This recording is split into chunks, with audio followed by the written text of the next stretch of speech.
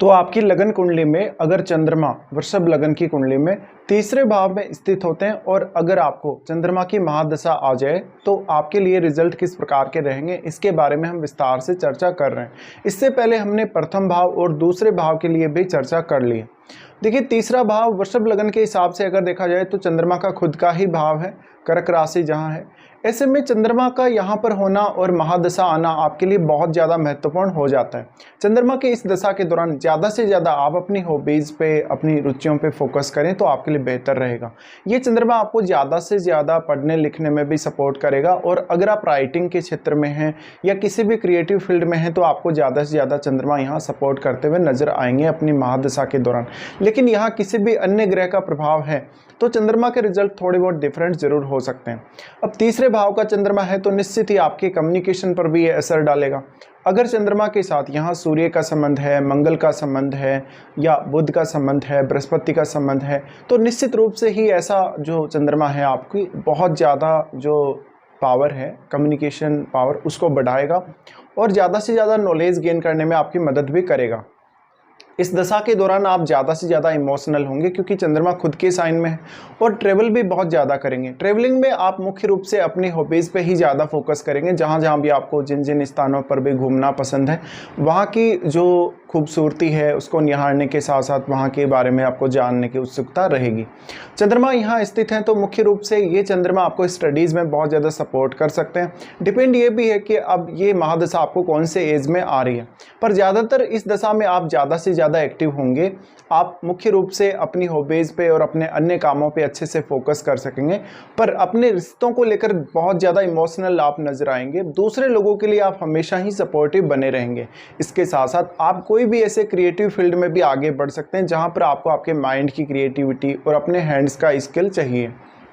चंद्रमा की इस स्थिति की वजह से अक्सर आपको कंसंट्रेट करने में बहुत ज़्यादा दिक्कत रहेगी। कभी कभी अगर चंद्रमा के साथ राहु या केतु जैसे ग्रह का संबंध हो तो आपको बहुत ज़्यादा ट्रेवल करना पड़ सकता है और इवन विदेश यात्रा तक भी आपको करनी पड़ सकती है।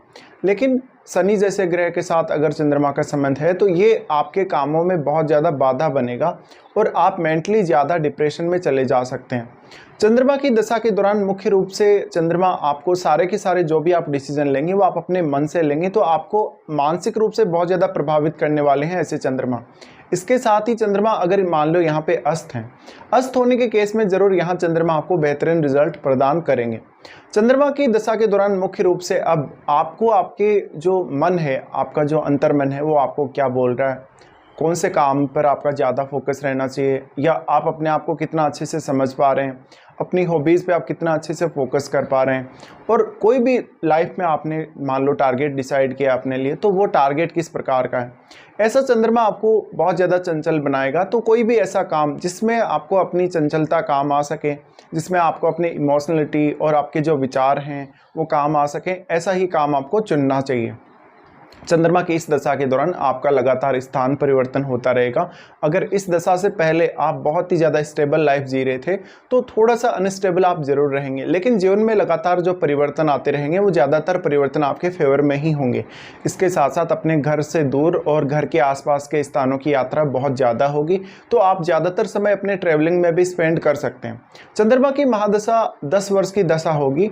10 वर्ष की महादशा आपके जीवन में बहुत सारे नए बदलाव लेकर आएगी और बहुत ज़्यादा इनोवेटिव चीज़ें आपके जीवन में होंगी। इसके साथ साथ आपके विचारों में भी इसी प्रकार से बदलाव आता रहेगा। आपको हमेशा कुछ न कुछ अपने विचारों के माध्यम से इनोवेटिव करने का प्रयास जरूर करना चाहिए इस दशा के दौरान। यहाँ पर अब आपको ये देखना पड़ेगा कि चंद्रमा के साथ कोई ग्रह युति करके स्थित है या नहीं है, और चंद्रमा पर जो जो ग्रह भी दृष्टि डाल रहे हैं आपके चार्ट में उनको आपको देखना पड़ेगा।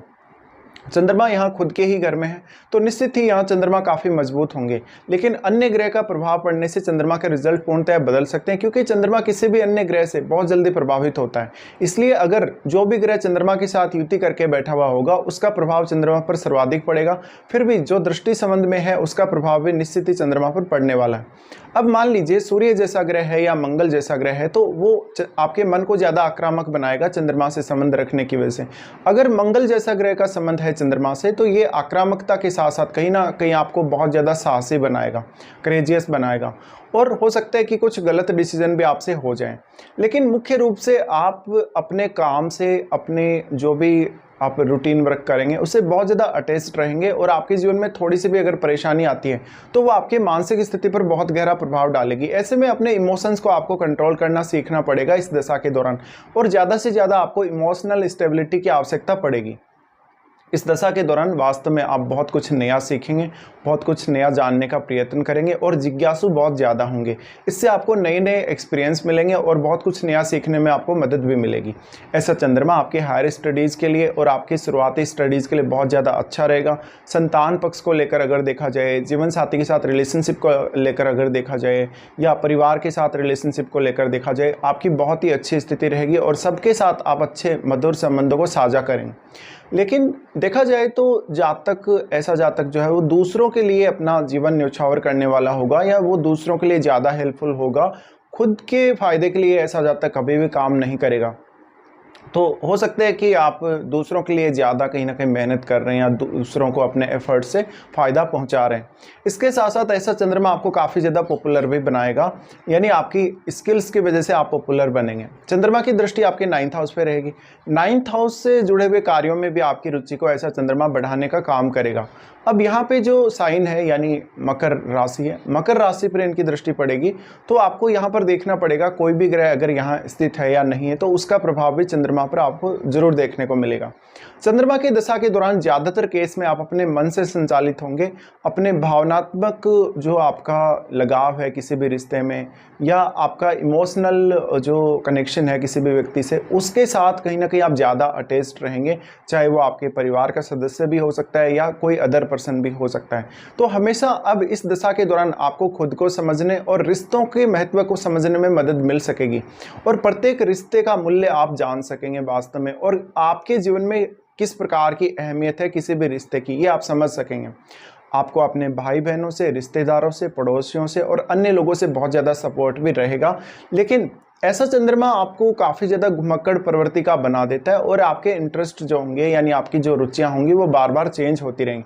तो यहाँ आपको थोड़ा सा स्टेबल होने के लिए प्रयास जरूर करना है। अब मान लीजिए अगर बृहस्पति का संबंध है चंद्रमा से या बुध का संबंध चंद्रमा से है, तो आपका कम्युनिकेशन और आपका नॉलेज बहुत ज़्यादा अच्छा होगा इस दशा के दौरान, और जो भी काम आप करेंगे उसमें अपने एबिलिटी का अच्छे से अच्छा उपयोग आप कर सकेंगे।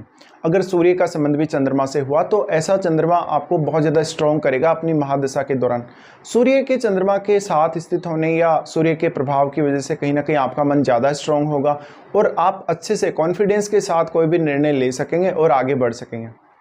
अगर राहु या केतु का प्रभाव है तो आप मेंटली बहुत ज़्यादा अनस्टेबल होंगे, और काफ़ी बार आपके जीवन में कुछ ऐसी दिक्कतें भी 10 वर्ष की दशा के दौरान आ सकती हैं जहां पर आप बहुत ज़्यादा अनस्टेबल महसूस करेंगे अपने आप को लेकर। तो यहां पर चंद्रमा की दशा में मुख्य रूप से अब आपको आपके जो इमोशनलिटी है या जो आपके इमोशंस हैं उनका प्रभाव कहीं ना कहीं ज़्यादा देखने को मिलेगा। वो रिश्तों में भी देखने को मिल सकता है, आपके काम के पर्पज़ से भी देखने को मिल सकता है, या किसी भी अन्य मामले में देखने को मिल सकता है। बट क्योंकि चंद्रमा अपने घर में, इसलिए ये महादशा आपके लिए बहुत ज़्यादा इंपॉर्टेंट होने वाली है। अब आपको ज़्यादा से ज़्यादा ये कोशिश करना है कि इस दशा में आप एक्टिव रहें और अपने मन से ज़्यादा स्टेबल होने का भी प्रयास करें। अगर शुक्र का संबंध चंद्रमा से है तो निश्चित रूप से ये आपकी क्रिएटिविटी और आपकी स्किल्स और ज़्यादा इंप्रूव हो सकेंगे।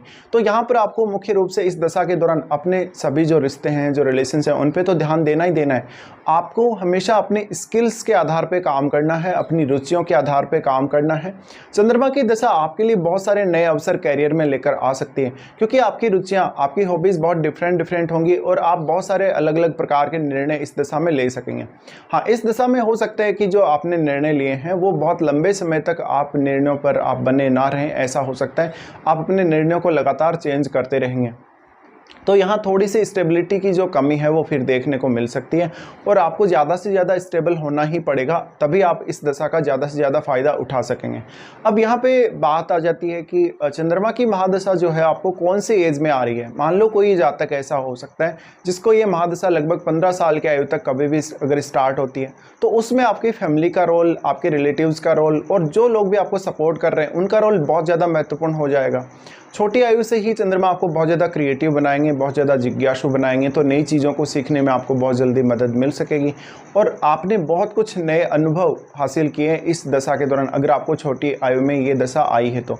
और ज़्यादा से ज़्यादा आपको उन कार्यों में इंटरेस्ट रहा जहाँ पर ज़्यादा स्टडी करने का काम नहीं, जहाँ पर खेलने कूदने का, या बोल सकते हैं ज़्यादा से ज़्यादा ट्रैवल करने का, या कुछ ऐसी हॉबीज़ हैं जो जिसमें आप पार्ट टाइम कुछ ऐसा अपना इंटरटेनमेंट के लिए काम कर रहे हैं, मन को इंटरटेनमेंट के लिए कहीं ना कहीं आप बिजी रख रहे हैं।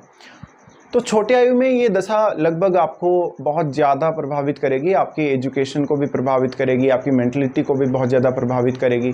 तो इस प्रकार से ये छोटी आयु में कहीं ना कहीं आप ज़्यादा प्रोटेक्शन की डिमांड कर सकते हैं या ज़्यादा सपोर्ट की डिमांड कर सकते हैं अपनी फैमिली से। अब मान लीजिए किसी जातक को लगभग 25 की एज से लेकर 35 की एज तक अगर ऐसी दशा आ जाए, ये दशा अब आपके स्किल्स के मामले में बहुत ज़्यादा इंपॉर्टेंट होने वाली है, क्योंकि ये समय आपके कैरियर के लिए बहुत ही महत्वपूर्ण समय होता है। इसलिए अब आपको आपके स्किल्स पे ज़्यादा से ज़्यादा ध्यान दे लेना चाहिए इस दशा के दौरान, और आप इस समय ज़्यादा से ज़्यादा अपने स्टडीज़ पे और अपनी ट्रैवलिंग पे भी फोकस कर सकते हो।